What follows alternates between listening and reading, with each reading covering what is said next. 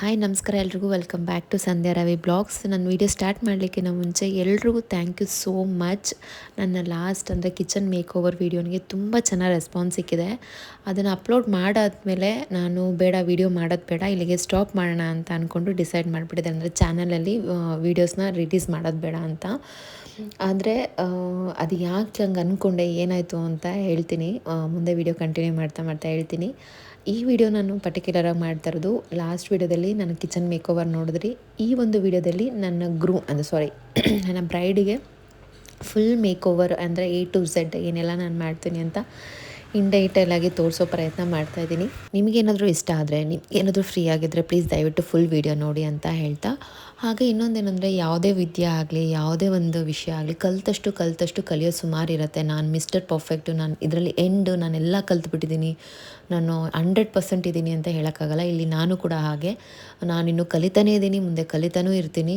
ನನಗೆ ಎಷ್ಟು ಗೊತ್ತೋ ವಿಷಯಗಳನ್ನ ನಿಮ್ಮ ಜೊತೆ ಈ ವಿಡಿಯೋದಲ್ಲಿ ನಾನು ನಿಮಗೆ ಶೇರ್ ಮಾಡ್ಕೋತೀನಿ. ಹಾಗೆ ಇನ್ನೊಂದು ಮಾತು ಹೇಳ್ತಾರಲ್ಲ, ಪ್ರಾಕ್ಟೀಸ್ ಮೇಕ್ ಮ್ಯಾನ್ ಪರ್ಫೆಕ್ಟ್ ಅಂತ. ಹಾಗೆ ನಾವು ಲೈವಾಗೆ ಕೂತು, ನೀವು ನನ್ನ ಮುಂದೆನೇ ಕೂತು ನಾನು ಹೇಳ್ಕೊಡೋದನ್ನ ಚಾಚೂ ತಪ್ಪದೆ ಪಿನ್ ಟು ಪಿನ್ ನಾನು ಯಾವುದೇ ನಿನಗೆ ಹೇಳಿದ್ರು ಮಾಡಿ ತೋರಿಸಿದ್ರು, ನೀವು ಕೈಯಾರ ನೀವು ಮಾಡೋವರೆಗೂ ಅದನ್ನು 4-5 ಸರಿ ನೀವು ಮಾಡಿ ಅದನ್ನು ಏನಂತಾರೆ ಪ್ರಾಕ್ಟೀಸ್ ಮಾಡೋವರೆಗೂ ಯಾವ ವಿದ್ಯೆನೂ ಬರಲ್ಲ. ಅದು ಯೂಶ್ವಲಿ ಒಂದು ಅಡುಗೆಯಿಂದ ಹಿಡಿದು, ಒಂದು ಕೆಲಸದಿಂದ ಹಿಡಿದು, ಯಾವುದೇ ಒಂದು ವಿದ್ಯೆ ಆಗಲಿ, ಯಾವುದೇ ಒಂದು ಕೆಲಸ ಆಗಲಿ ಅಷ್ಟೇ. ನನಗಾಗಿರೋ ಅನುಭವ ನಾನು ನಿಮ್ಮ ಹತ್ರ ಹೇಳ್ತಾ ಇದ್ದೀನಿ. ಹಾಗೆ ಇವ್ರು ನನ್ನ ಕ್ಲೈಂಟ್ ಪವಿತ್ರ ಅಂತ ಹೇಳಿ, ಇಬ್ಬರು ಗಂಡ ಹೆಂಡತಿ ಇಬ್ಬರು ಬಂದು ಟ್ರಯಲ್ ಮೇಕಪ್ ನೋಡಿ ಅವ್ರಿಗೆ ಓಕೆ ಆಯಿತು. ಅವರ ರಿಲೇಟಿವೇ ಅಂದರೆ ಸ್ವಂತ ಸಿಸ್ಟರನ್ನೇ ಮೇಕಪ್ ಆರ್ಟಿಸ್ಟ್ ಅಂತೆ. ಅವ್ರಿಗೆ ಕಾರಣಾಂತರಗಳಿಂದ ಆಗಲ್ಲ, ಮೇಕಪ್ ಮಾಡಲಿಕ್ಕೆ ಆಗಲ್ಲ ಅನ್ನೋ ಒಂದು ವಿಷಯಕ್ಕೆ ಅವರು ಲಾಸ್ಟ್ ಮೂಮೆಂಟಲ್ಲಿ ನನ್ನ ಪ್ರೊಫೈಲ್ ನೋಡಿಬಿಟ್ಟು ಓಕೆ ಅಂತ ಹೇಳ್ಬಿಟ್ಟು ನಮ್ಮ ಮನೆಗೆ ಬಂದು ಟ್ರಯಲ್ ಮೇಕಪ್ ನೋಡಿ, ಗಂಡ ಹೆಂಡತಿ ಇಬ್ಬರು ಬಂದುಬಿಟ್ಟು ಟ್ರಯಲ್ ಮೇಕಪ್ ನೋಡಿ ಸೆಲೆಕ್ಟ್ ಮಾಡಿಕೊಂಡ್ರು. ಅವ್ರಿಗೆ ಇಷ್ಟ ಆಯಿತು, ಓಕೆ ಅಂತ ಹೇಳಿದ್ರು. ನಾನು ಡೇಟ್ ಫ್ರೀ ಇತ್ತು ಅಂತ ಹೇಳ್ಬಿಟ್ಟು ನಾನು ಒಪ್ಕೊಂಡೆ. ಸೊ ಲಾಸ್ಟ್ ಮೂಮೆಂಟಲ್ಲಿ ನನಗೆ ಬುಕ್ ಆಗಿದ್ದಂಥ ಕ್ಲೈಂಟ್ ಇವರು. ಅವ್ರ ಯಜಮಾನ್ರಿಗೆ ತುಂಬ ಪರ್ಟಿಕ್ಯುಲರ್ ಆಗಿದ್ದರು. ಇಬ್ಬರೂ ಅಷ್ಟೇ ನಂಗೆ ತುಂಬ ಸೆಟಲ್ಡ್ ಆಗಿ ಲೈಟಾಗಿ ಮೇಕಪ್ ಬೇಕು ಅಂತ. ಬಟ್ ಆಮೇಲೆ ಲಾಸ್ಟಲ್ಲಿ ಏನಾಯಿತು, ಅವರು ಏನು ಹೇಳಿದ್ರು ಅಂತ ನಿಮಗೆ ವಿಡಿಯೋ ಮಾಡ್ತಾ ನಾನು ಶೇರ್ ಮಾಡ್ತೀನಿ. ನಿಮಗೂ ನೋಡ್ತಾ ಗೊತ್ತಾಗತ್ತಲ್ವ ಹೆಂಗೆ ಬಂದಿದೆ ಅಂತ.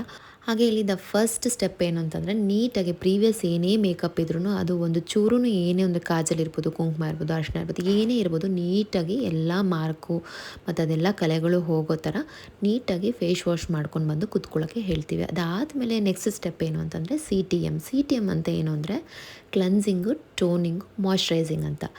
ಇದು ಮೇನ್ ಸ್ಟೆಪ್ಪು ಮೇಕಪ್ಗೆ ಅಂತ ಹೇಳ್ಬೋದು. ಇಲ್ಲಿ ನಾನು ಫಸ್ಟು ವೆಟ್ ವೈಪ್ಸ್ನ ತೊಗೊಂಡು ನೀಟಾಗಿ ಫೇಸಲ್ಲಿರೋ ಡಸ್ಟ್ ಇರ್ಬೋದು, ಇಲ್ಲ ಮೇಕಪ್ ಇರ್ಬೋದು, ಅವ್ರು ಫೇಸ್ ವಾಶ್ ಮಾಡಿದರು. ಬಟ್ ಆದ್ರೂ ಏನಾದರೂ ಎಕ್ಸ್ಟ್ರಾಸ್ ಇದ್ದರೆ, ಅಂದರೆ ಕಾಜಲ್ದೆಲ್ಲ ಹೋಗಲ್ಲ ಕೆಲವೊಂದು ಸರಿ. ಹಾಗಾಗಿ ಮೈಲ್ಡಾಗಿರೋ ಒಂದು ವೆಟ್ ವೈಪಲ್ಲಿ ನೀಟಾಗಿ ಫೇಸ್ನ ಒರೆಸ್ಕೊಂಡೆ. ಅದಾದಮೇಲೆ ಟೋನಿಂಗ್, ನಾನು ವಿಟಮಿನ್ C ಅಂತ ಹೇಳ್ಬಿಟ್ಟು ಒಂದು ಟೋನರ್ ಯೂಸ್ ಮಾಡ್ತೀನಿ. ಅದೆಲ್ಲ ಸ್ಕಿನ್ ಟೈಪ್ಗೂ ಯೂಸ್ ಆಗುತ್ತೆ. ಅದನ್ನು ನಾನು ಅಪ್ಲೈ ಮಾಡಿದೆ. ಅದಾದಮೇಲೆ ಮಾಯ್ಶ್ಚರೈಸರ್ ಅಂದರೆ ಈಗ ಆಲ್ರೆಡಿ ಎಲ್ರಿಗೂ ಅದ್ರ ಬಗ್ಗೆ ಐಡಿಯಾ ಇರುತ್ತೆ, ಆಲ್ರೆಡಿ ಯೂಸ್ ಮಾಡ್ತಾ ಇರ್ತಾರೆ. ಕೆಲವೊಂದು ಕ್ಲೈಂಟು ನನಗೆ ನಾನು ಆಲ್ರೆಡಿ ದಿನನಿತ್ಯ ಬಳಸ್ತಿರೋ ಮಾಯ್ಶ್ಚರೈಸರ್ನೇ ನನಗೆ ಇದನ್ನೇ ಹಾಕಿ ಅಂತ ಅವರೇ ಕೊಡ್ತಾರೆ. ಸೊ ಹಂಗಾಗಿ ಅವ್ರದ್ದೇ ನಾನು ಅಪ್ಲೈ ಮಾಡ್ತೀನಿ. ಇಲ್ಲ ಅಂತಂದರೆ ನಾವು ಎಲ್ಲ ಸ್ಕಿನ್ ಟೈಪ್ಗೂ ಸೂಟ್ ಆಗೋ ಹಾಗೆ, ಎಲ್ಲ ಸ್ಕಿನ್ ಟೈಪ್ಗೂ ಮ್ಯಾಚ್ ಆಗೋ ಹಾಗೆ ಒಂದು ಪ್ರಾಡಕ್ಟ್ನ ಇಟ್ಕೊಂಡಿರ್ತೀವಿ. ಸೊ ಅದನ್ನೇ ಯೂಸ್ ಮಾಡ್ತೀನಿ. ನಾನು ಇಲ್ಲಿ ಇವ್ರಿಗೆ ಯೂಸ್ ಮಾಡ್ತಿರೋದು ನಿವ್ಯಾ ಮಾಯ್ಶ್ಚರೈಸರ್ನೇ ಯೂಸ್ ಮಾಡ್ತಾಯಿದ್ದೀನಿ. ಇದು ಆಲ್ ಸ್ಕಿನ್ ಟೈಪ್ಗೂ ಯೂಸ್ ಆಗುತ್ತೆ. ಆದರೆ ಕ್ವಾಂಟಿಟಿ ನೋಡಿಕೊಂಡು ನಾವು ಬಳಸ್ಕೋಬೇಕಾಗತ್ತೆ. ಇವಾಗ ಆಲ್ರೆಡಿ ಅವ್ರ ಸ್ಕಿನ್ನು ಫುಲ್ಲು ಆಯ್ಲಿ ಇದ್ದರೆ ಅವಾಗ ನಾನು ತುಂಬ ಅದನ್ನು ಮಾಯ್ಶ್ಚರೈಸರ್ ಹಾಕ್ಬಿಟ್ರೆ ಇನ್ನೂ ಜಾರತ್ತೆ. ಸೊ ಹಾಗಾಗಿ ಅವಾಗ ಕಮ್ಮಿ ಕ್ವಾಂಟಿಟಿನೇ ಯೂಸ್ ಮಾಡಬೇಕು. ತುಂಬ ಸ್ಕಿನ್ ಡ್ರೈ ಆಗಿ ಒಂಥರ ಹೊಡೆದಂಗೆ ಆಗಿಬಿಟ್ಟಿರುತ್ತೆ, ಸ್ಕಿನ್ ಫುಲ್ಲು ಡ್ರೈ ಇರುತ್ತೆ. ಅಂಥವ್ರಿಗೆ ಮಾಯ್ಶ್ಚರೈಸರ್ನ ಸ್ವಲ್ಪ ಕ್ವಾಂಟಿಟಿ ಜಾಸ್ತಿ ಹಾಕಬೇಕು. ಈಗ ಊಟಕ್ಕೆ ಹೆಂಗೆ ಉಪ್ಪನ್ನ ಹೇಗೆ ಬಳಸ್ತೀವಿ ನೋಡಿ, ರುಚಿಗೆ ತಕ್ಕಷ್ಟು ಹಾಕ್ತೀವಲ್ಲ, ಹಾಗೆ ನಮಗೆ ಫೇಸ್ನ ಟಚ್ ಮಾಡಿದಾಗ, ಫೀಲ್ ಮಾಡಿದಾಗ ಗೊತ್ತಾಗುತ್ತೆ. ಸೊ ಹಾಗಾಗಿ ನಾನು ಈ CTM ಮಾಡಬೇಕಾದ್ರೆ, ಈ 3 ಸ್ಟೆಪ್ ಮಾಡಬೇಕಾದ್ರೆ ನನ್ನ ಕೈಯಿಂದನೇ ನಾನು ಮಾಡ್ತೀನಿ. ಆವಾಗ ನಮಗೆ ಚರ್ಮಕ್ಕೂ ಕೈಗೂ ಇದಿರುತ್ತಲ್ಲ, ಟಚ್ ಇರುತ್ತಲ್ಲ, ಆವಾಗ ನಮಗೆ ಗೊತ್ತಾಗುತ್ತೆ ನೆಕ್ಸ್ಟು ಹೇಗಿದೆ ಸ್ಕಿನ್ನು, ನಾನು ಹೇಗೆ ಅದನ್ನ ಇನ್ನೂ ಇದು ಮಾಡ್ಕೋಬೇಕು ಅಂತ ಗೊತ್ತಾಗುತ್ತೆ. ನಾನು ಇದರಲ್ಲಿ ಡಿಟೈಲಾಗಿ ಹೇಳೋಕ್ಕಾಗಲ್ಲ, ನನಗೆಷ್ಟು ಹೇಳೋಕ್ಕೆ ಸಾಧ್ಯನೋ ಅಷ್ಟೇ ಹೇಳೋಕ್ಕೆ ನಾನು ಟ್ರೈ ಮಾಡ್ತೀನಿ. ಸೊ CTM ಮುಗೀತು. ಅದಾದ ಮೇಲೆ ನಾನು ಸ್ಟಾರ್ಟ್ ಮಾಡಿದೆ ಐ ಮೇಕಪ್ಪಿಂದ ಸ್ಟಾರ್ಟ್ ಮಾಡ್ಕೋತೀನಿ. ಐ ಮೇಕಪ್ಪು ಇವ್ರಿಗೆ ಫುಲ್ಲು, ಯಾಕಂದರೆ ಅವ್ರು ಫೇರ್ ಇರೋರಿಗೆ ನಾವು ತುಂಬ ಡಾರ್ಕ್ ಕಲರ್ಸ್ನ ಯೂಸ್ ಮಾಡಿಬಿಟ್ರೆ ತುಂಬ ಫ್ಲ್ಯಾಶಿಯಾಗಿ ಕಾಣುತ್ತೆ, ಎದ್ದು ಹೊಡೆದಂಗೆ ಕಾಣುತ್ತೆ. ಸೊ ಹಾಗಾಗಿ ಅದನ್ನು ಕೂಡ ಲೈಟಾಗಿ ಬೇಕು ಅಂತ ಹೇಳಿದರು. ನಾನು ಫಸ್ಟು ಇಲ್ಲಿ ಐ ಮೇಕಪ್ ಮಾಡಬೇಕಾದ್ರೆ ಜಸ್ಟ್ ಒಂದು ಬೇಸ್ ಹಾಕ್ಕೊಳ್ತೀನಿ. ಐ ಮೇಕಪ್ಗೆ ಬೇಸ್ ಅಂತ ಇರುತ್ತೆ, ಐ ಮೇಕಪ್ ಬೇಸ್ ಹಾಕ್ಕೊಳ್ತೀನಿ. ಕಾಂಪ್ಯಾಕ್ಟಿಂದ ಆ ಐ ಬೇಸ್ನ ಲಾಕ್ ಮಾಡ್ತೀನಿ. ಈ ಥರ ಮಾಡೋದ್ರಿಂದ ಫಾರ್ ಎಕ್ಸಾಂಪಲ್ ಈಗ ನೀವೇ ಒಂದು ಫೌಂಡೇಶನ್ನ ತೊಗೊಂಡು ಐ ಮೇಕಪ್ ಮಾಡಬೇಕಾದ್ರೆ ಫೌಂಡೇಶನ್ ಹಾಕ್ಕೊತೀರಾ. ಅದಾದಮೇಲೆ ಸ್ವಲ್ಪ ಪೌಡ್ರಿಂದ ಲಾಕ್ ಮಾಡಿದ್ರೆ ನೀವು ಹಾಕ್ಕೊಳ್ಳೋ ಕಲರು ಮರ್ಜ್ ಆಗಲ್ಲ.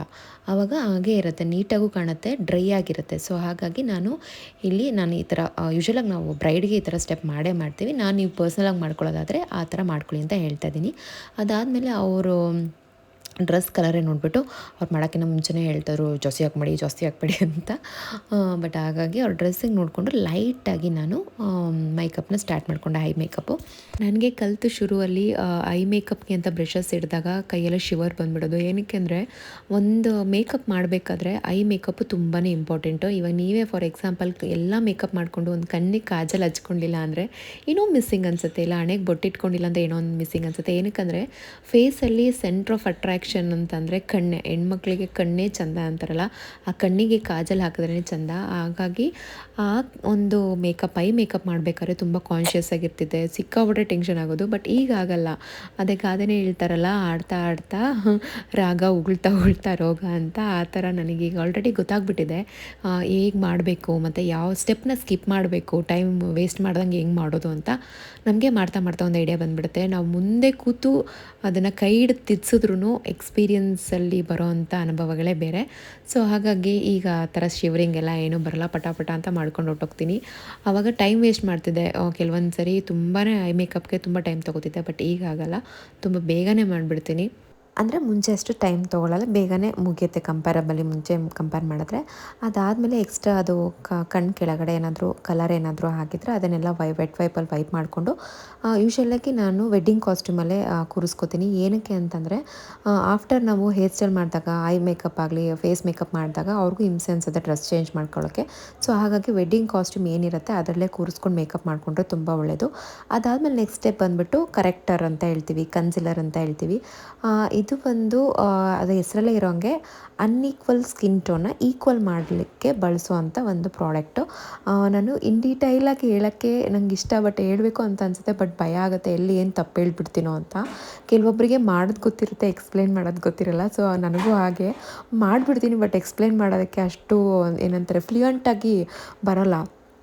ಸೊ ಹಾಗಾಗಿ ನಾನು ಏನಾರ ತಪ್ಪು ಹೇಳಿದ್ರೆ, ಇನ್ ಕೇಸ್ ಏನಾದರೂ ನಾನು ಮಿಸ್ ಮಾಡಿದ್ರೆ ದಯವಿಟ್ಟು ನಿಮಗೇನಾದರೂ ಕ್ವ್ಯಾರೀಸ್ ಇದ್ದರೆ ಕಮೆಂಟ್ ಬಾಕ್ಸಲ್ಲಿ ತಿಳಿಸಿ. ಸಾಧ್ಯವಾದರೆ ಖಂಡಿತ ನಾನು ರಿಪ್ಲೈ ಮಾಡ್ತೀನಿ. ಇಲ್ಲಿ ನಾನು ಮ್ಯಾಕ್ ಕಂಪ್ನಿ ಕರೆಕ್ಟರ್ನ ಯೂಸ್ ಮಾಡ್ತಿದ್ದೀನಿ. ಇದು ಯೂಶ್ವಲಾಗಿ ಕಣ್ಣು ಕೆಳಗಡೆ ಇರೋದು ಡಾರ್ಕ್ ಸರ್ಕಲ್ಸ್ ಇರ್ಬೋದು, ಮತ್ತು ಡಾರ್ಕ್ ಸ್ಪಾಟ್ಸ್ ಏನಾದರೂ ಇದ್ದರೆ, ಕಲೆಗಳೇನಾದರೂ ಇದ್ದರೆ, ಮಾರ್ಕ್ಸ್ಗಳೇನಾದರೂ ಇದ್ದರೆ ಇದ್ರ ಮುಖಾಂತರ ನಾವು ಅದನ್ನು ಕರೆಕ್ಟ್ ಮಾಡ್ಕೋತೀವಿ. ಅದಾದಮೇಲೆ ನಾನು ಬ್ಲೆಂಡರಿಂದ ನೀಟಾಗಿ ಬ್ಲೆಂಡ್ ಮಾಡ್ಕೊಳ್ತೀನಿ, ಎಸ್ಪೆಷಲಿ ಕಣ್ಣು ಕೆಳಗಡೆ. ಯಾಕಂದರೆ ನಾವು ಪ್ರಾಡಕ್ಟ್ ಹಾಕಿದಾಗ ಆ ಕಣ್ಣು ಕೆಳಗಡೆ ಎಲ್ಲ ಮರ್ಜ್ ಆದಂಗೆ ಇರುತ್ತೆ. ಸೊ ಹಾಗಾಗಿ ನೀಟಾಗಿ ಅವ್ರನ್ನ ಕಣ್ಣು ಮೇಲ್ ಮಾಡಿ ಅಂತ ಹೇಳ್ಬಿಟ್ಟು ನೀಟಾಗಿ ಬ್ಲೆಂಡ್ ಮಾಡ್ಕೋಬೇಕು. ಅದನ್ನು ಅಷ್ಟೇ ಮೈಲ್ಡಾಗಿ ಟಚ್ ಬೈ ಟಚ್ ನೀಟಾಗಿ ಮಾಡ್ಕೊಬೇಕಾಗತ್ತೆ. ತುಂಬ ಪ್ರೆಷರ್ ಹಾಕಿ ಅದರಲ್ಲಿರೋ ಪ್ರಾಡಕ್ಟ್ ಎಲ್ಲ ಆಚೆ ಬರೋಂಗೆಲ್ಲ ಒತ್ತಿ ಮಾಡಬಾರ್ದು. ನೀಟಾಗಿ ಸಾಫ್ಟಾಗಿ ಬ್ಲೆಂಡ್ ಮಾಡ್ಕೊತೀನಿ. ಅದಾದಮೇಲೆ ಅವ್ರ ಸ್ಕಿನ್ ಟೋನ್ಗೆ ಮ್ಯಾಚ್ ಆಗೋವಂಥ, ಅಂದರೆ ಒಂದು ಶೇಡ್ ಜಾಸ್ತಿನೂ ಇರಬಾರ್ದು, ಒಂದು ಶೇಡ್ ಕಮ್ಮಿನೂ ಇರಬಾರ್ದು. ಅವರು ನನಗೆ ನ್ಯಾಚುರಲಾಗಿ ಬೇಕು ಅಂತ ಹೇಳಿದ ಕಾರಣ ಅವ್ರದ್ದು ಏನು ಶೇಡ್ ಇದೆ ಅದೇ ಶೇಡನ್ನು ನಾನಿಲ್ಲಿ ಯೂಸ್ ಮಾಡ್ತಿರೋದು ಬಂದು PS ಇದು ಪ್ಯಾಕದು ಪ್ರಾಡಕ್ಟನ್ನು ಯೂಸ್ ಮಾಡ್ತಾಯಿದ್ದೀನಿ. ಫೌಂಡೇಶನ್ ಸೆಲೆಕ್ಟ್ ಮಾಡ್ಕೋಬೇಕಾದ್ರೂ ಅಷ್ಟೇ ತುಂಬ ಕೇರ್ಫುಲ್ಲಾಗಿರಬೇಕು. ಇಲ್ಲಿ ಅಂದರೆ ನಾವು ಇವಾಗ ಒಬ್ಬೊಬ್ರು ಒಂದು ಕಲರ್ ಇರ್ತಾರೆ, ಹಂಗಾದ್ರೆ ಎಲ್ಲ ಕಲರ್ಸು ನಾವು ಫೌಂಡೇಶನ್ ಇಟ್ಕೊಂಡಿರ್ತೀವಿ ಅಂತ ಹೇಳಲ್ಲ. ನಾನು ಅದನ್ನು ನೋಡಿ ಅದನ್ನು ಮೆಷರ್ಮೆಂಟ್ ಮೇಲೆ ನಾನು ಮಿಕ್ಸ್ ಮಾಡ್ಕೋತೀವಿ. ಅಂದರೆ 3-4 ಶೇಡ್ಸ್ ಇಟ್ಕೊಂಡಿರ್ತೀವಿ. ಅದು ಕಣ್ಣಳ್ತೆಗೆ ನಮ್ಗೆ ಆಲ್ರೆಡಿ ಎಕ್ಸ್ಪೀರಿಯೆನ್ಸ್ ಆಗ್ತಾ ಗೊತ್ತಾಗ್ಬಿಡುತ್ತೆ. ಈಗ ಫೇರ್ ಇದ್ದರೆ, ಮೀಡಿಯಮ್ ಫೇರ್ ಇದ್ದರೆ, ಇಲ್ಲ ಡಸ್ಕಿ ಇದ್ದರೆ ಯಾವ ಥರ ಅಂತ ಅದನ್ನು ನಾವು ಒಂದೇ ಕಂಪ್ನಿ ಪ್ರಾಡಕ್ಟ್ಸ್ನ ಅಂದರೆ ಫೌಂಡೇಶನ್ನ ಮಿಕ್ಸ್ ಮಾಡಿ ಹಾಕ್ಕೊಳ್ತೀವಿ.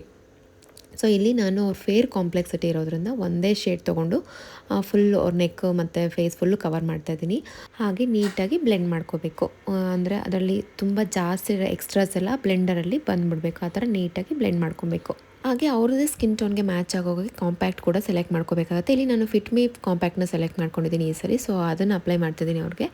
ನಾನು ಹೇಳಿದ ಹಾಗೆ ಫಸ್ಟು ಕಣ್ಣತ್ರ ನಾವು ಮಾಡ್ಕೋಬೇಕು. ಯಾಕಂದರೆ ಕಣ್ಣತ್ರ ಲಿಕ್ವಿಡ್, ಅಂದರೆ ಇವಾಗ ಸ್ವಲ್ಪ ಫೌಂಡೇಶನ್ನು ಸ್ವಲ್ಪ ಲಿಕ್ವಿಡ್ ಬೇಸಿರುತ್ತಲ್ಲ. ಸೊ ಹಂಗಾಗಿ ಅದನ್ನು ಹಾಕಿದಾಗ ಸ್ವಲ್ಪ ಮುಖ ಫುಲ್ಲು ಒಂಥರ ತೇವ ಇರುತ್ತೆ.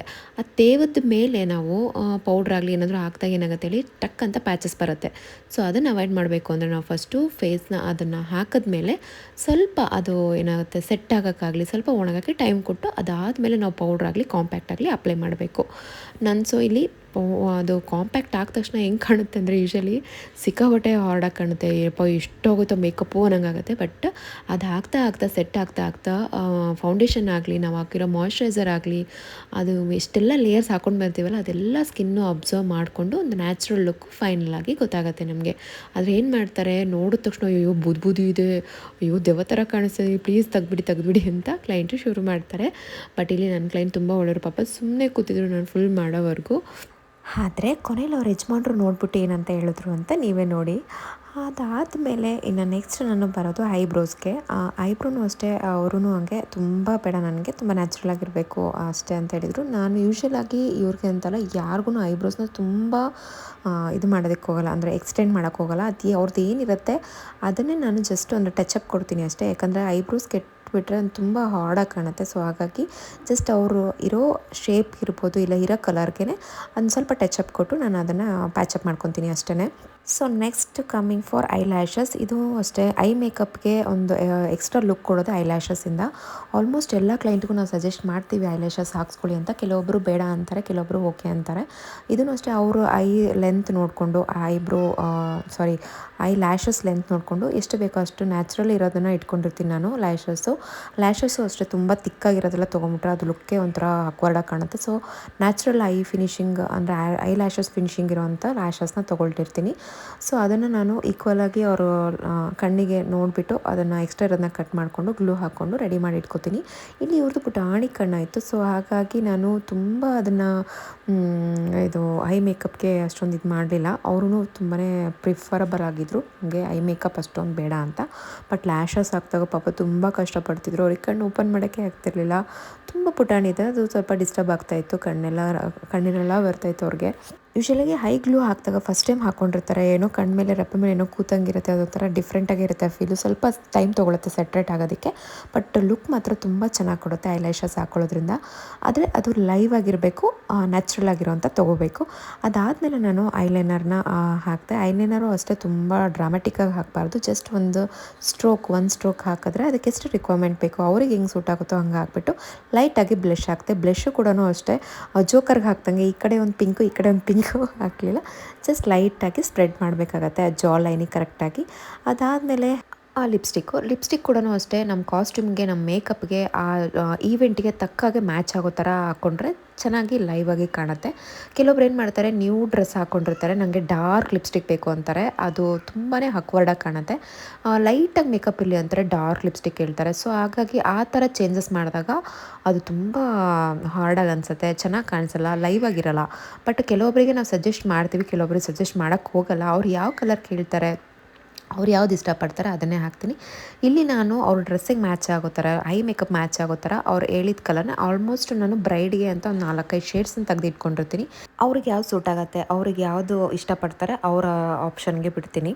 ಹಾಗೆ ಎಲ್ಲದಕ್ಕಿಂತ ಇಂಪಾರ್ಟೆಂಟು ಒಂದು ಮೇಕಪ್ ಔಟ್ಲುಕ್ಕು ಚೆನ್ನಾಗಿ ಬರಬೇಕು ಅಂದರೆ, ಮುಂಚೊಂದು ಸರಿ ಈ ಮಾತನ್ನು ಹೇಳಿದ್ದೆ. ಆದರೆ ಫುಲ್ಲು ನಿಮಗೆ ಔಟ್ಫಿಟ್ ಇರ್ಬೋದು, ಜುವೆಲ್ಸ್ ಆಗ್ಬೋದು, ತುಂಬಾ ಇಂಪಾರ್ಟೆಂಟು. ನೀವು ಯಾವ ಥರ ಕಾಸ್ಟ್ಯೂಮ್ ಹಾಕ್ಕೊಂಡಿರ್ತೀರ, ಯಾವ ಥರ ಜುವೆಲ್ಸ್ ಸೆಲೆಕ್ಟ್ ಮಾಡ್ಕೋತೀರಾ, ಯಾವ ಥರ ಹೇರ್ ಸ್ಟೈಲ್ ಸೆಲೆಕ್ಟ್ ಮಾಡ್ಕೋತೀರಾ, ಅದೆಲ್ಲನೂ ಓವರಾಲ್ ಔಟ್ಲುಕ್ಕಿಗೆ ತುಂಬಾ ಹೆಲ್ಪ್ ಆಗುತ್ತೆ. ಇಲ್ಲಿ ಅವರು ನನಗೆ 2-3 ಆಪ್ಷನ್ ಕೇಳಿದರು. ಸೊ ಅದನ್ನೆಲ್ಲ ನಾನು ಟ್ರಯಲ್ ಮಾಡಿ ತೋರಿಸ್ದೆ. ಆಲ್ಮೋಸ್ಟ್ 80% ಮೇಕಪ್ ಕಂಪ್ಲೀಟ್ ಆಗಿತ್ತು. ಆ ಮೇಕಪ್ಪಲ್ಲಿ ಒಂದ್ಸರಿ ಅವ್ರು ನೋಡಿದ್ರೆ ಗೊತ್ತಾಗುತ್ತೆ ಅಂತ ಹೇಳ್ಬಿಟ್ಟು ಜುವೆಲ್ಸ್ನ ಯಾವುದಿರಲಿ ಅಂತ ಫೈನಲೈಸ್ ಮಾಡಿಸಿ ಮಸ್ಕರ ಹಾಕಿ final look, almost makeup look ಒಂದು 80% ಅಷ್ಟು ಮುಗೀತು. ಸೊ ಅದಾದಮೇಲೆ ನಾನು ಹೈಲೈಟ್ ಮಾಡ್ಕೊಳ್ತಾ ಇದ್ದೀನಿ. ಇದು ಬಂದುಬಿಟ್ಟು ಇದಕ್ಕಿಂತ ಮುಂಚೆ ಒಂದು ಸ್ಟೆಪ್ ಇರುತ್ತೆ, ಕಾಂಟೋರಿಂಗ್ ಅಂತ. ಅದು ನನಗೆ ಪರ್ಸ್ನಲಾಗಿ ಆಲ್ಮೋಸ್ಟ್ ನಾನು ಯಾವ ಕ್ಲೈಂಟಿಗೂ ಆಲ್ಮೋಸ್ಟ್ ಸ್ಕಿಪ್ ಮಾಡ್ತೀನಿ. ಏನಕ್ಕೆ ಅಂತಂದರೆ ಅದು ಒಂದು ಫುಲ್ಲು ಮಕ್ಕದ ಫೀಚರ್ನೇ ಚೇಂಜ್ ಮಾಡಿಬಿಡುತ್ತೆ. ಪರ್ಸ್ನಲಾಗಿ ನನಗೆ ಯಾಕೋ ಅದು ಫಸ್ಟಿಂದನೂ ಇಂಟ್ರೆಸ್ಟು ಇಲ್ಲ, ನನಗೆ ಮಾಡೋಕ್ಕೆ ಇಷ್ಟ ಆಗೋಲ್ಲ. ವಿತೌಟ್ ಕಾಂಟೋರೇ ನನ್ನ ಮೇಕಪ್ ಆಲ್ಮೋಸ್ಟ್ ಇರುತ್ತೆ. ಕಸ್ಟಮರ್ಸ್ ಏನಾದ್ರು ಪರ್ಟಿಕ್ಯುಲರ್ ನಂಗೆ ಬೇಕೇ ಬೇಕು ಅಂತ ಕೇಳಿದಾಗ ಮಾತ್ರ ಅವ್ರ ಫೇಸ್ ಫೀಚರ್ಸ್ ನೋಡಿಕೊಂಡು ಅದ್ರ ಮೇಲೆ ನಾನು ಡಿಸೈಡ್ ಮಾಡ್ತೀನಿ. ನನಗೆ ಇಲ್ಲಿ ಅವ್ರಿಗೆ ಅಗತ್ಯ ಇಲ್ಲ ಅನಿಸು. ಸೊ ಹಾಗಾಗಿ ನಾನು ಯಾವುದೇ ರೀತಿ ಕಾಂಟೋರಿಂಗ್ ಮಾಡಿಲ್ಲ. ಬಟ್ ಅದನ್ನು ಬ್ಲಷಲ್ಲಿ ಮತ್ತು ಹೈಲೈಟಿಂಗಲ್ಲಿ ಅದನ್ನು ಇದು ಮಾಡಿದ್ದೀನಿ, ಅಂದರೆ ಆಲ್ಟ್ರ್ ಮಾಡಿದ್ದೀನಿ. ಹಾಗೆ ಹೈಲೈಟಿಂಗ್ ಸ್ವಲ್ಪ ಜಾಸ್ತಿ ಮಾಡಿದ್ದೀನಿ. ಏನಕ್ಕಂದರೆ ಅವ್ರ ಕಾಸ್ಟ್ಯೂಮ್ ಇರ್ಬೋದು ಮತ್ತು ಅವ್ರ ಬ್ಯಾಕ್ ಡ್ರಾಪ್ ಇರ್ಬೋದು ಸ್ವಲ್ಪ ಫ್ಲ್ಯಾಶಿ ಇತ್ತು. ಸೊ ಅದಕ್ಕೆ ಸ್ವಲ್ಪ ಮ್ಯಾಚ್ ಆಗಲಿ, ಸ್ವಲ್ಪ ಗ್ರ್ಯಾಂಡಾಗಿರಲಿ ಅಂತ ಹೇಳ್ಬಿಟ್ಟು ಸ್ವಲ್ಪ ಗ್ಲಾಸಿ ಫಿನಿಶಿಂಗ್ ಜಾಸ್ತಿ ಮಾಡಿ ಹೈಲೈಟಿಂಗ್ ಜಾಸ್ತಿ ಕೊಟ್ಟಿದ್ದೀನಿ. ಬಟ್ ಅವ್ರ ಯಜಮಾನ್ರು ಸಡನ್ನಾಗಿ ನೋಡಿಬಿಟ್ಟು ಮಾರ್ನಿಂಗ್ ಹೇಳ್ತಾಯಿದ್ರು, ಮೂಗ್ ಮೇಲೆ ಏನೋ ಕೂತಂಗಿತ್ತು, ಮೂಗ್ ಮೇಲೆ ಸ್ವಲ್ಪ ಮೇಕಪ್ ಜಾಸ್ತಿ ಆಗಿ ಹೋಗಿತ್ತು ಅಂತ. ಅದು ಪರ್ಪಸ್ಫುಲಿ ಹೈಲೈಟ್ ಮಾಡಲಿಕ್ಕೆ ಅಂತ. ಫೋಟೋಸಲ್ಲಿ ತುಂಬ ಚೆನ್ನಾಗಿ ಬರುತ್ತೆ ಈ ಥರ ಫೇಸ್ ಟರ್ನ್ ಮಾಡಿದಾಗ, ಫೋಟೋ ತೆಗೆದಾಗ ಫ್ಲ್ಯಾಶಸ್ ಆಗಲಿ, ರಿಂಗ್ ಲೈಟ್ ಇಟ್ಟಾಗ ಆಗಲಿ, ರಿಂಗ್ ಲೈಟಲ್ಲಿ ಫೋಟೋ ತೆಗೆದು ತುಂಬ ಚೆನ್ನಾಗಿ ಕಾಣುತ್ತೆ ಅಂತ ಪರ್ಪಸ್ಫುಲಿ ನಾನೇ ಮಾಡಿದ್ದು. ಕೆಲವೊಂದು ಡಿಸಿಷನ್ನ ನಾನು ತೊಗೋತೀನಿ, ಏನಕ್ಕಂತಂದರೆ ಚೆನ್ನಾಗಿ ಕಾಣಲಿ, ಓವರಾಲ್ ಅವ್ರಿಗೆ ಔಟ್ಪುಟ್ ಚೆನ್ನಾಗಿ ಬರಲಿ ಅಂತ. ಬಟ್ ಕೆಲವೊಬ್ಬರಿಗೆ ಡೈರೆಕ್ಟಾಗಿ ಅದು ಚೆನ್ನಾಗಿ ಅನಿಸ್ತಾ ಇರ್ಬೋದು, ಬಟ್ ಫೋಟೋದಲ್ಲಿ ಚೆನ್ನಾಗಿ ಅನಿಸಿ ಆಮೇಲೆ ಮ್ಯಾಮ್ ಹೌದು ನೀವು ಹೇಳಿದ್ದು ಕರೆಕ್ಟು, ಚೆನ್ನಾಗಿ ಬಂದಿದೆ ಅಂತಲೂ ಕೆಲವೊಬ್ಬರು ಹೇಳಿದ್ದಾರೆ. ಇವ್ರದ್ದಿನ್ನೂ ಫೋಟೋಸ್ ಬಂದಿಲ್ಲ, ನೋಡೋಣ ಫೋಟೋಸ್ ಬಂದಮೇಲೆ ಇವ್ರೇನು ಹೇಳ್ತಾರೆ ಅಂತ. ಹಾಗಾಗಿ ಈಗ ಹೇರ್ ಸ್ಟೈಲ್ ಬಂದೆ, ಹೇರ್ ಸ್ಟೈಲ್ ಸ್ಟಾರ್ಟ್ ಮಾಡಿಕೊಂಡೆ. ಹೇರ್ ಸ್ಟೈಲು ಅಷ್ಟೇ ತುಂಬಾ ಇಂಪಾರ್ಟೆಂಟ್ ರೋಲು ನಿಮ್ಮ ಓವರಾಲ್ ಮೇಕಪ್ ಲುಕ್ ಹೇಗೆ ಬರುತ್ತೆ ಅನ್ನೋದ್ರಲ್ಲಿ. ಕೆಲವೊಂದು ನಾನು ಸಜೆಸ್ಟ್ ಮಾಡ್ತೀನಿ, ಕೆಲವೊಂದು ಕ್ಲೈಂಟೇ ತುಂಬ ಡಿಸೈಡರ್ ಆಗಿರ್ತಾರೆ, ನನಗಿದೇ ಮೇಕಪ್ ಬೇಕು, ಇದೇ ಹೇರ್ ಸ್ಟೈಲ್ ಬೇಕು ಅಂತ. ಸೊ ಹಾಗಾಗಿ ಕೆಲವೊಂದು ನಾನು ಸಜೆಸ್ಟ್ ಮಾಡ್ತೀನಿ, ಇಲ್ಲ ಅಂತಂದರೆ ಅವ್ರು ಯಾವ್ದು ಹೇಳ್ತಾರೋ ಅವ್ರು ಕಂಫರ್ಟಬಲು. ಒಬ್ಬೊಬ್ಬರಿಗೆ ಫೇಸು ಮೇಕಪ್ ಸ್ವಲ್ಪ ಹೇರ್ ಸ್ಟೈಲ್ನ ಸ್ವಲ್ಪ ಚೇಂಜಸ್ ಮಾಡಿಬಿಟ್ರು ಸಾಕು, ನನಗೆ ಫುಲ್ಲು ಮುಖನೇ ಚೇಂಜ್ ಆಗೋಯ್ತು, ನಾನಾಗೆ ಕಾಣಿಸ್ತಿಲ್ಲ ಅಂತೆಲ್ಲ ಹೇಳ್ತಾರೆ. ಸೊ ಹಾಗಾಗಿ ಆಲ್ಮೋಸ್ಟ್ ಎಲ್ಲನೂ ಅವ್ರಿಗೆ ನಾನು ಬಿಡ್ತೀನಿ. ಸೊ ಇಲ್ಲೂ ಅಷ್ಟೇ ನನ್ನ ಕ್ಲೈಂಟು ಸೆಲೆಕ್ಟ್ ಮಾಡ್ಕೊಂಡಿದ್ದು ಒಂದು ಹೇರ್ ಸ್ಟೈಲ್ನ ನಾನು ಅವ್ರಿಗೆ ಮಾಡಿಕೊಟ್ಟೆ. ಸೊ ಚೆನ್ನಾಗಿ ಕಾಣಿಸ್ತಿತ್ತು, ಅವ್ರ ಫೇಸ್ಗೂ ಚೆನ್ನಾಗಿ ಕಾಣಿಸ್ತಾ ಇತ್ತು. ಸೊ ಅಲ್ಲಿಗೆ ನನ್ನ ಬ್ರೈಡ್ ಪವಿತ್ರ ಅವರ ರಿಸೆಪ್ಷನ್ಗೆ ರೆಡಿ ಆದರು. ಆಲ್ಮೋಸ್ಟ್ ಇನ್ನು ಅವ್ರಿಗೆ ಸ್ಯಾರಿ ಅಂದರೆ ದುಪಟ್ಟ ಪಿನ್ ಮಾಡಿ ಜುವೆಲ್ಸ್ ಹಾಕಿದ್ರೆ ಆಲ್ಮೋಸ್ಟ್ ರೆಡಿ ಆಗಿದೆ. ಈ ವಿಡಿಯೋದಲ್ಲಿ ನೋಡಿದಷ್ಟು ಫಾಸ್ಟಾಗಂತೂ ಖಂಡಿತ ಮಾಡಿರಲ್ಲ. Minimum two maximum 1.5 to 2 hours ತೊಗೊಳ್ತೀನಿ ಮೇಕಪ್ ಮತ್ತು ಹೇರ್ ಸ್ಟೈಲ್ ನಾನು ಒಬ್ಬಳೇ ಮಾಡ್ತೀನಿ ಅನ್ನೋದಾದರೆ. ಇಬ್ಬರು ಮಾಡಿದ್ರು ಅಷ್ಟೇ, ಏನಿಲ್ಲ ವ್ಯತ್ಯಾಸ. ಅವ್ರು ಮುಂದೆ ಎಳಿತಾ ಇರ್ತಾರೆ, ನಾವು ಹಿಂದೆ ಎಳಿತಾ ಇರ್ತೀವಿ. ಅವ್ರಿಗೂ ಬೇಗ ಆಗಲ್ಲ ಕೆಲಸ, ನಮಗೂ ಬೇಗ ಆಗಲ್ಲ. ಆಲ್ಮೋಸ್ಟ್ ನಾನು ಇಬ್ಬರು ಇದ್ದಾಗ ನಾನೇ ಪ್ರಿಫರ್ ಮಾಡ್ತೀನಿ, ಒಬ್ಬಳೇ ಹೋಗೋಕ್ಕೆ ಇಷ್ಟಪಡ್ತೀನಿ. ಇಲ್ಲ ಆಗೋದೇ ಇಲ್ಲ, ತುಂಬ ಟೈಮ್ ತುಂಬ ಕಡಿಮೆ ಇತ್ತು ಡ್ಯೂರೇಷನ್ ಅಂತಂದರೆ ಆವಾಗ ಮಾತ್ರ ಇನ್ನೊಬ್ಬರು ಹೆಲ್ಪ್ ತೊಗೊಂಡು ಹೇರ್ ಸ್ಟೈಲಿಸ್ಟ್ನ ಕರ್ಕೊಂಡು ಹೋಗ್ತೀನಿ. ಸೊ ಇದಾಗಿತ್ತು. ಇದು ಫೈನಲ್ ಲುಕ್ ಹೇಗಿದೆ ಅಂತ ನೋಡಿ ಕಮೆಂಟ್ ಮಾಡಿ ಹೇಳಿ.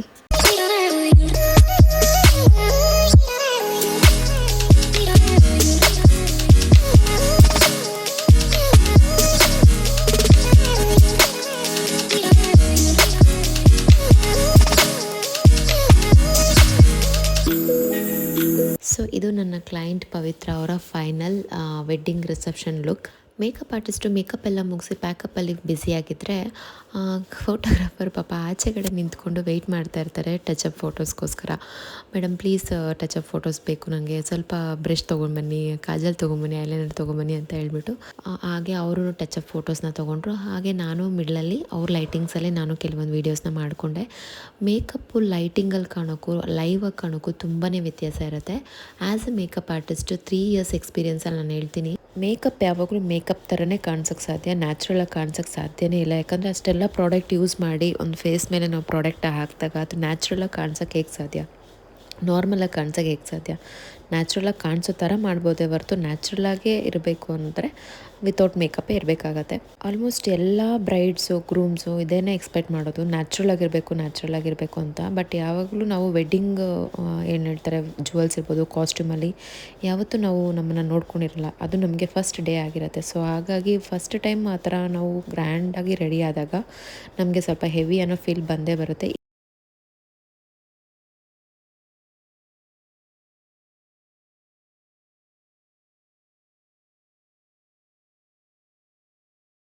ಇಲ್ಲಿ ಗ್ರೂಮ್ ಕೂಡ ಅಷ್ಟೇ, ಮ್ಯಾಮ್ ತುಂಬ ಜಾಸ್ತಿ ಅನಿಸುತ್ತೆ ಮ್ಯಾಮ್ ಮೇಕಪ್ಪು ಅಂತ ಅಂತಿದ್ರು. ಬಟ್ ಫೋಟೋಸಲ್ಲಿ ತುಂಬ ಸೆಟಲ್ಡಾಗಿ ಚೆನ್ನಾಗಿ ಕಾಣಿಸ್ತಾ ಇತ್ತು. ಮೇಕಪ್ಪೇ ಹಾಗೆ ಫೋಟೋಗೆ ಒಂಥರ ಕಾಣುತ್ತೆ, ಲೈವಾಗಿ ಒಂಥರ ಕಾಣುತ್ತೆ. ಸೊ ಆಲ್ಮೋಸ್ಟ್ ಎಲ್ಲ ಬ್ರೈಡ್ಸ್ಗೂ ಗ್ರೂಮ್ಗೂ ನಾನು ಇದನ್ನೇ ಎಕ್ಸ್ಪ್ಲೈನ್ ಮಾಡ್ತೀನಿ. ಸೊ ಇಲ್ಲಿ ಕೂಡ ನನ್ನ ಬ್ರೈಡ್ಗೆ ಮತ್ತು ಗ್ರೂಮ್ಗೆ ಅದನ್ನೇ ಎಕ್ಸ್ಪ್ಲೈನ್ ಮಾಡಿದೆ. ಆಗ ಅವರು ಅದನ್ನು ಅಗ್ರಿ ಮಾಡಿ ಇಬ್ಬರು ಖುಷಿಯಾಗಿ ರೆಡಿ ಆದರು. ಅವರ ಪಿಕ್ ಡೇಗೆ ರೆಡಿಯಾಗಿ ನಿಂತಿದ್ದಾರೆ. ಅವರ ನೆಕ್ಸ್ಟ್ ಫ್ಯೂಚರ್ಗೆ ಆಲ್ ದ ಬೆಸ್ಟ್ ಮತ್ತು ಹ್ಯಾಪಿ ಮ್ಯಾರಿಡ್ ಲೈಫ್ ಅಂತ ಹೇಳ್ತಾ ಈ ಬ್ರೈಡ್ ಸೆಕ್ಷನ್ನ ಇಲ್ಲಿಗೆ ಮುಗಿಸ್ತಾ ಇದ್ದೀನಿ. ಹಾಗೆ ಶುರುವಲ್ಲಿ ನಾನೊಂದು ಮಾತು ಹೇಳಿದೆ, ಇನ್ನು ಮುಂದೆ ನಾನು ಯೂಟ್ಯೂಬ್ ಚಾನಲಲ್ಲಿ ವೀಡಿಯೋಸ್ನ ಕಂಟಿನ್ಯೂ ಮಾಡೋದು ಬೇಡ ಅಂತ ಅಂದ್ಕೊಂಬಿಟ್ಟೆ ಅಂತ. ಅದೇನಕ್ಕೆ ಅಂತಂದರೆ ಈಗ ಪ್ರಪಂಚಕ್ಕೆ ಬೆಳಕು ಕೊಡುವಂಥ ಸೂರ್ಯ ಚಂದ್ರನಿಗೂ ಗ್ರಹಣ ಅನ್ನೋದು ಹಿಡಿಯುತ್ತಲ್ವ, ಇನ್ನು ಮನುಷ್ಯನಿಗೆ ಬಿಡುತ್ತಾ ಅದೇ ಥರ ಕೆಲವೊಂದು ಕ್ಷಣ ಜೀವನದ್ದೆಲ್ಲ ಉತ್ಸಾಹಗಳನ್ನು ಕಳೆದ್ಬಿಡುತ್ತೆ. ಆ ಥರ ಒಂದು ಪ್ರಸಂಗಗಳು ಬಂದುಬಿಡುತ್ತೆ ಜೀವನದಲ್ಲಿ, ಯಾಕೋ ಒಂಥರ ಬೇಜಾರಾಗ್ಬಿಡುತ್ತೆ. ಅದೇ ಥರ ನನಗೂ ಕೆಲವೊಂದು ದಿನದಿಂದ ಏನೋ ಒಂಥರ ಮನಸ್ಸು ಮನೆಯಲ್ಲಿ ಸ್ವಲ್ಪ ಕಿರಿಕಿರಿ ಆ ಥರ ಎಲ್ಲ ಇತ್ತು.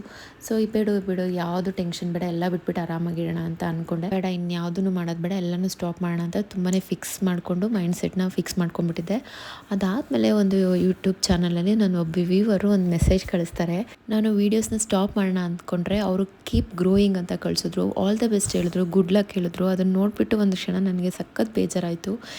ನಮ್ಮ ಹತ್ರನೇ ನಮ್ಮ ಸುತ್ತಮುತ್ತ ಇರೋರೇ ನಮ್ಮನ್ನು ಅರ್ಥ ಮಾಡ್ಕೊಳ್ಳಲ್ಲ, ನಮ್ಮ ಕಷ್ಟಕ್ಕೆ ಸ್ಪಂದಿಸೋದು ಅಷ್ಟಕ್ಕಷ್ಟೇ ಇರುತ್ತೆ. ಆದರೆ ಅವರೆಲ್ಲೋ ಇರೋರು, ನಾನೆಲ್ಲೋ ಇರೋಳು, ನನಗೆ ಅವ್ರು ಯಾರು ಅಂತ ಗೊತ್ತಿಲ್ಲ, ಅವರಿಗೆ ನಾನು ಯಾರು ಅಂತ ಗೊತ್ತಿಲ್ಲ. ಯೂಟ್ಯೂಬಲ್ಲಿ ವೀಡಿಯೋಸ್ ಬಿಟ್ಟರೆ ಅವ್ರಿಗೇನು ನಮ್ಮ ಬಗ್ಗೆ ಗೊತ್ತಿಲ್ಲ. ನನ್ನೊಂದು ಬ್ಯಾಡ್ ಟೈಮಲ್ಲಿ ನೀವು ಹೇಳಿದ್ದು ಒಂದು ಒಳ್ಳೆ ಮಾತು ನಂಗೆ ತುಂಬಾ ಮೋಟಿವೇಟ್ ಆಯಿತು. ಇನ್ಯಾವುದೇ ಕಾರಣಕ್ಕೂ ಅದೇನೇ ಸಿಚುವೇಶನ್ ಬಂದರೂ ನಾನು ವೀಡಿಯೋಸ್ನ ಡ್ರಾಪ್ ಮಾಡಲ್ಲ, ಖಂಡಿತ ಕಂಟಿನ್ಯೂ ಮಾಡ್ತೀನಿ. ನೀವೇನಾದರೂ ವೀಡಿಯೋ ನೋಡ್ತಿದ್ರೆ I am very thankful for you. ನಿಜವಾಗ್ಲೂ ಥ್ಯಾಂಕ್ ಯು ಸೋ ಮಚ್. ಪ್ರತಿಯೊಂದು ವೀಡಿಯೋ ಎಂಡಿಂಗಲ್ಲೂ ನಾನು ಹೇಳ್ತಾ ಇದ್ದೆ, ನಿಮ್ಮೊಂದು ಲೈಕು ಕಮೆಂಟು ನನಗೆ ಮೋಟಿವೇಟ್ ಆಗುತ್ತೆ ನೆಕ್ಸ್ಟ್ ವೀಡಿಯೋಗೆ ಅಂತ. ಬಟ್ ನನಗೆ ಇಂಥ ಸಂದರ್ಭದಲ್ಲಿ ಇವ್ರು ಮಾಡೋ ಒಂದು ಕಮೆಂಟು ನನಗೆ ಈ ಥರ ಮೋಟಿವೇಟ್ ಆಗುತ್ತೆ ಅಂತ ಗೊತ್ತಿರಲಿಲ್ಲ. Really I am very thanksful for all. ಯಾರೆಲ್ಲ ವಾಚ್ ಮಾಡ್ತಿದ್ದೀರಾ, ಯಾರೆಲ್ಲ ಮೋಟಿವೇಟ್ ಮಾಡಿ ಮೆಸೇಜ್ ಮಾಡ್ತಿದ್ದೀರಾ, really thank you so much. ಇದಾಗಿತ್ತು ಇವತ್ತಿನ ವೀಡಿಯೋ.